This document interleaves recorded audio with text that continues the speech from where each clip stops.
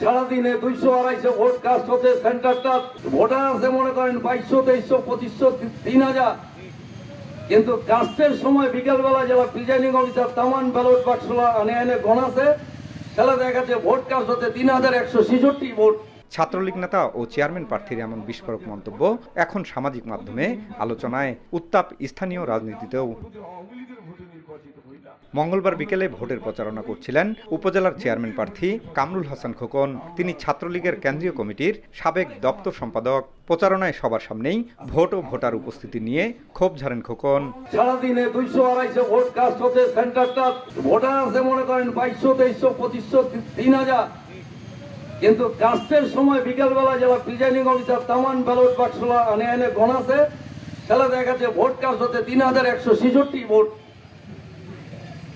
এতলা ভোট কুণ্ঠেতে সারাদিন ভোটের দেখা নাই, কিন্তু সন্ধ্যাবেলায় বিকালবেলা দেখা যাচ্ছে তিনি সর্বাধিক ভোটে বিজয়ী হয়েছেন।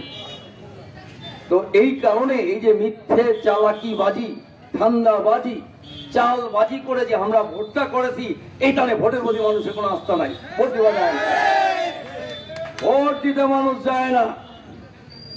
এবং এই অবস্থা সৃষ্টির জন্য আমি নিজে আওয়ামী লীগ করি, আমরা দায়ী মনে করি আমাদেরকে।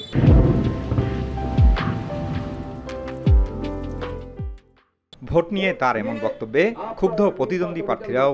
না, এটা সত্য না, এইটা কথা, এইটা এত আগাম এই ধরনের মন্তব্য করাটা ঠিক না। বিস্ফোরক মন্তব্যের পর রাজনীতি ও রাজনীতির বাইরে যে আলোচনা সমালোচনা, তা নিয়ে সোজাসাপটা কথাও বলছেন কামরুল হাসান খোকন। তার দাবি, বাস্তব প্রেক্ষাপট থেকে প্রচারণায় যে বক্তব্য দেওয়া হয়েছে তা কৌশলগত। এতে ভোটারের আগ্রহ বাড়বে বলেও দাবি করেন তিনি।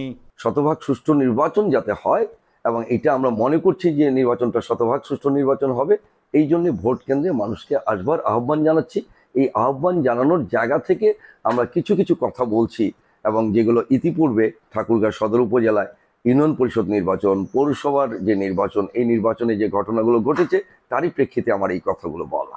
আগামী 21 মে ঠাকুরগাঁও সদর উপজেলা পরিষদের ভোট। এ নির্বাচনে কামরুল হাসান খোকন ছাড়াও আরও 3 জন চেয়ারম্যান পদে প্রতিদ্বন্দ্বিতা করছেন। জিয়াউর রহমান বকুল, সময় সংবাদ, ঠাকুরগাঁও।